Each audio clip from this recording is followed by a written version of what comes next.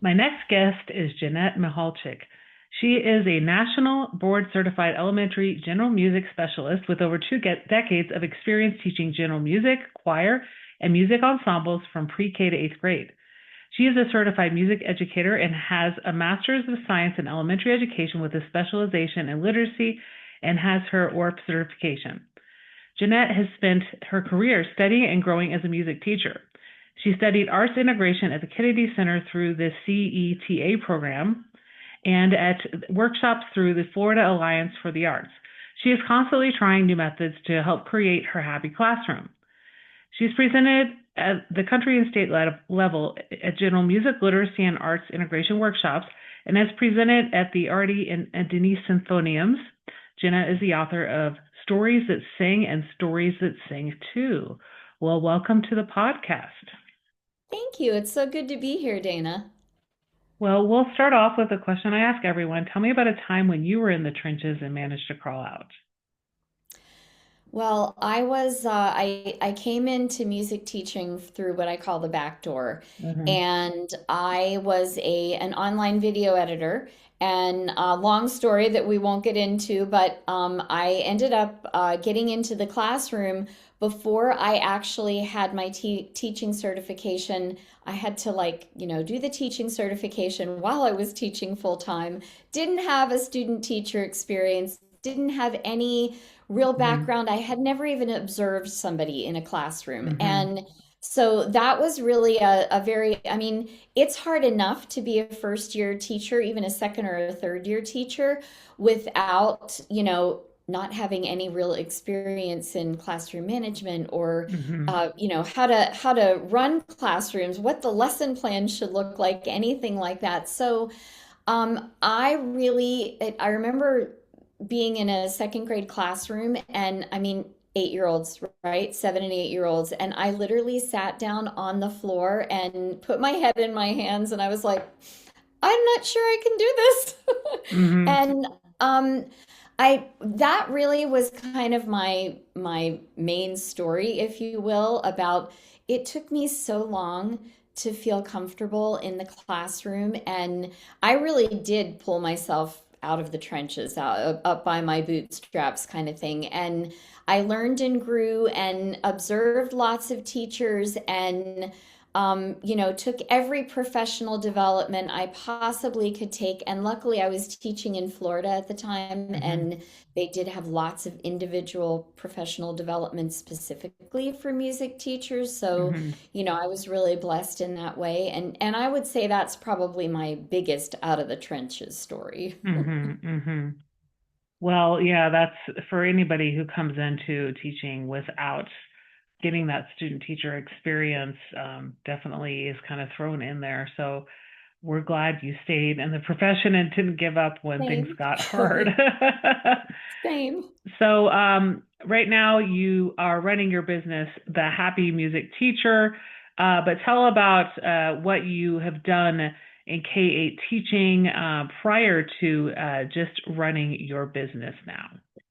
So I've been teaching for this is my 26th year. Mm-hmm. I spent most of my career in K through 5, a little bit of dabbling in pre-K. I probably had about 5 years, 6 years, maybe actually more like 8 years that I was Mm-hmm. teaching pre-K, and I love those babies. They are my absolute favorite. I had a short stint with middle school. I decided that middle school and I could do it if I had to, but I love the engagement and the excitement. I kind of feed off of, those smiling faces and the giggles and that sort of thing. So I don't think I could do middle school long term. Mm-hmm. And I actually left full-time teaching almost 3 years ago. And I am currently still in the classroom, but I'm teaching guitar lessons after school. So that's part of what I do. Mm-hmm. And then I run the Happy Music Teacher Academy as what's becoming a lot more than just a side hustle, which is great. Mm-hmm. Mm-hmm. So talk to me about the Happy Teacher Music Teacher Academy. What does it consist of, and is it professional development, or more of a just an online network for teachers? So it started out as like I want to kind of back up just a little bit Mm-hmm. and talk about, why Mm-hmm. I really started the Happy Music Teacher Academy because I probably spent the first 10 years of my career really not being happy. Mm-hmm. I was the schedule was so overwhelming. The first like 6 years of my career, I was teaching 1,500 students by myself, Mm-hmm. back-to-back classes. There was one year that I didn't get a lunch break until after the entire day was over. The cafeteria was closed, all the things. And I really, I mean, I think for anybody, it takes you 4 or 5 years to really feel comfortable. But I just kind of, I don't know, I wasn't in a good place. And I did my national board certification, and that really kind of rocked my world. That and right after I did national boards, I got my master's, Mm-hmm. and between those two things, it really helped me to kind of study what I was doing and learn how to do it better. And Mm-hmm. that really was like the catalyst to me becoming more of a happy music teacher. And then Mm-hmm. as I grew as a teacher, I also realized that letting go of, that perfectionism that we all have as musicians, and letting go of just having to do it all every day. So I talk a lot about, how you handle that intense schedule and that sort of thing on my podcast, but also inside the Happy Music Teacher Academy. So once I really got to the point where I was enjoying my job every day, I still had the same kind of Mm-hmm. schedule. I still had the same, all of the challenges, but I was finding ways to kind of shift my mindset and make it and also shift like the Here is your reminder. I'm so sorry. Guitar Alexa, lesson with stop. I'm so sorry. Um, between shifting my mindset and really doing things to help me take little brain breaks throughout the day and that sort of thing. And so I really wanted to start teaching other teachers how to do that because, we have a really hard job, and all teachers have a Mm-hmm. hard job. And, there are just things you can do, mindset shifts, that sort of thing. And I just really felt this strong purpose to help other teachers. So the Happy Music Teacher Academy started out as actually just storybook lessons because Okay. that was my like main focus. And after about a year, I was doing Facebook Lives and I was blogging, and I found myself really wanting to talk about other things besides Mm-hmm. just storybook lessons. And I still do a lot on storybook lessons, but I really wanted to talk more about all of the challenges that music teachers have. And so Mm-hmm. it sort of developed from there. And I started with 6 members, and we are growing every year. And we have now, there are 4 comprehensive courses in there. Two Mm-hmm. of them are about how to use picture books in your classroom. The first one I call simply music skills, and that is how do you use picture books to teach music skills effectively, to Okay. teach instrument skills, that sort of thing. The second one is simply literacy skills, and that's for somebody who really wants to take a deeper dive and go into, okay, I know how to use picture books, but excuse me, I really want to learn how to use the reading teacher lingo, Mm-hmm. and because what I find is that when students can make a connection between their general classroom and any specialist classroom, they feel like it's more valid learning. And Mm-hmm. we as teachers know that all learning is valid, but it somehow kind of flips a switch in their mind that they're like, oh, this is the same thing I'm learning in my classroom. So that's why I felt really strongly about developing that course. Then I have a course for ukulele is one of my favorite things to teach. So Mm-hmm. there's a course in there for if you know how to play the ukulele but you don't know how to teach it. it will help you there. But also, if you don't know how to play the ukulele, the first part of it teaches you how to play. And then I like to say you stay steps ahead of the kids, and Hmm. you can teach the ukulele all year long if you want to. Hmm. And then the last course is kind of my passion project, is called Chaos to Calm, and it really is a little bit longer, more comprehensive. It talks about the mindset shifts that I use. Hmm. It talks about how to set up your classroom and how to set up your lessons in a way that really keeps the kids engaged but also learning. Hmm. And then we've really started in the last 3 years, we're running summits inside the Okay. Happy Music Teacher Academy. And this past year, we ran the Choir Tune Up Summit, which was sponsored by Music Play Online. And John Jacobson came in and did a fabulous keynote. And also, Endeavor Music Publishing sponsored us. And Ryan Main came in and did a great keynote for us. And we've done now the last 3 years, the Make Music Magic Summit.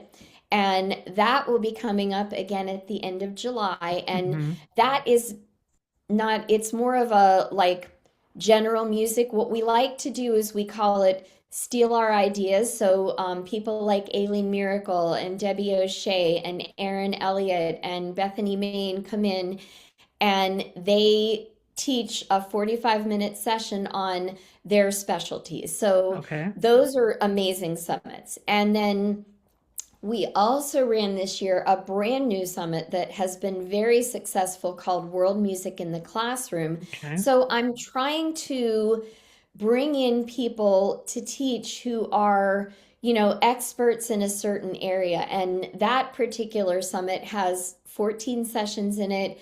And it's all about using world music authentically and learning from people who are experts in a certain style of world music, like Jamaican music or Australian music Hmm. or, that sort of thing. So that's been really great for my members as well.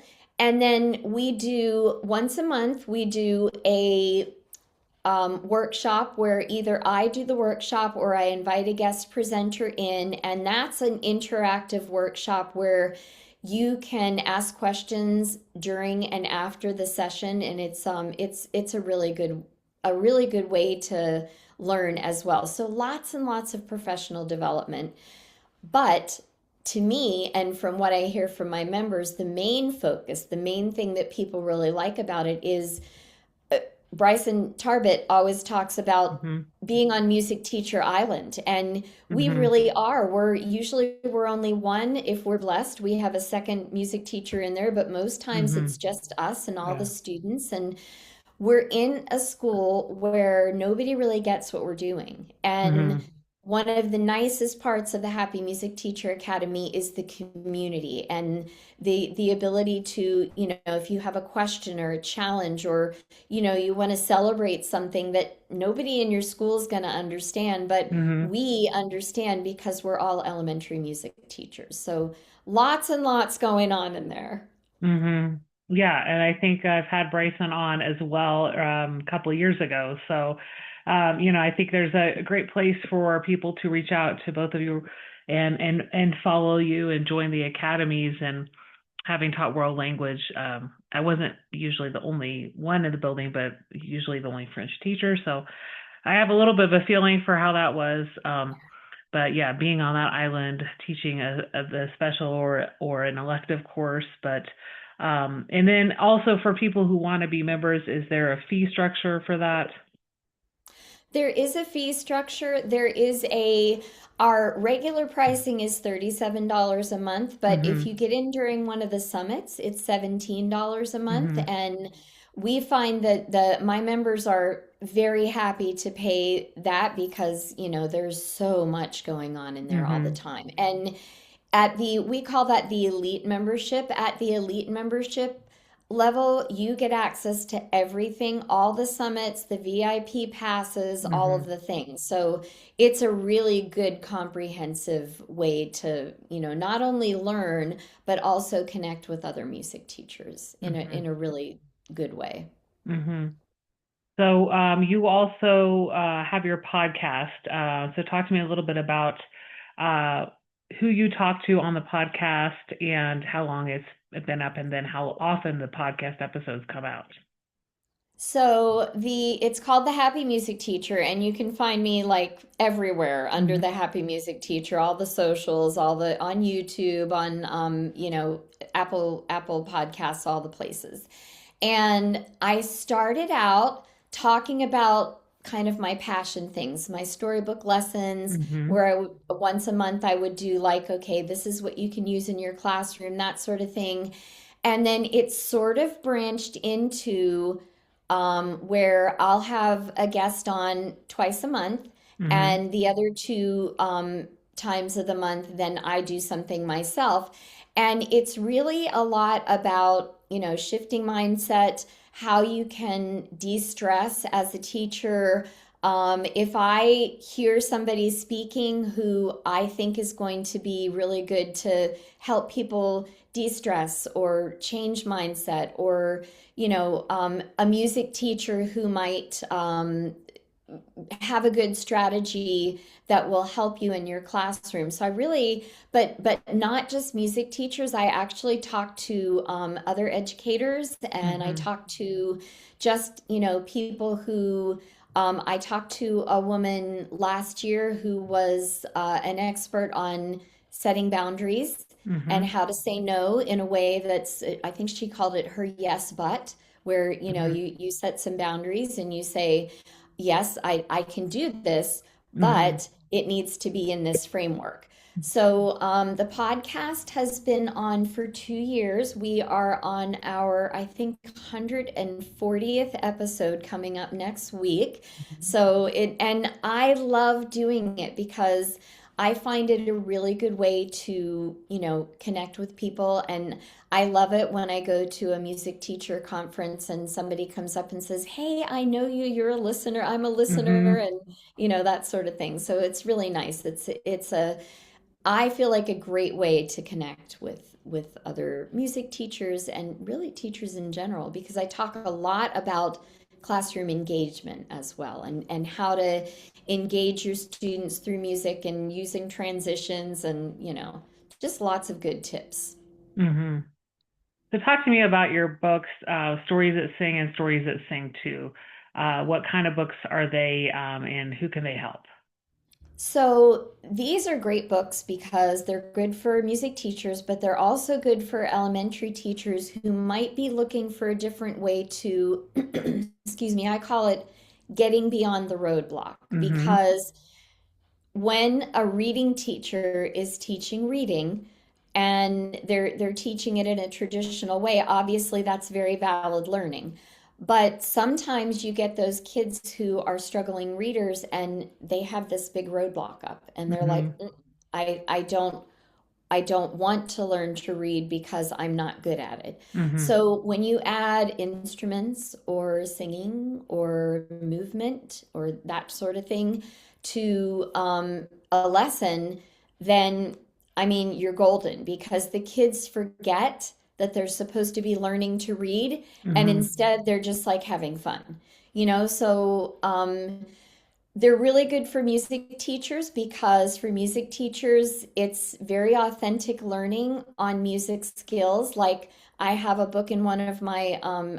storybook in one of my books that talks all about, how to play certain Orff instruments in a certain way. And sometimes we're talking about loud and soft or high and low, or, things, music skills that you can use Hmm. picture books to teach with. For elementary teachers, general ed teachers, the books actually have a glossary of instruments. They have a glossary of musical terms. The glossary of instruments has the pictures of the instruments, all the Hmm. things.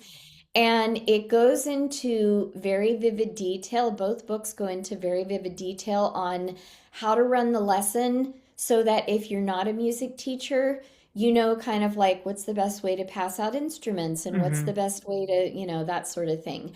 And they are picture book lessons. They have a the first one has 17, and I can't remember how many are in the second one. So Stories That Sing has 17 lesson plans, and Stories That Sing 2 has 13, 14, something like that.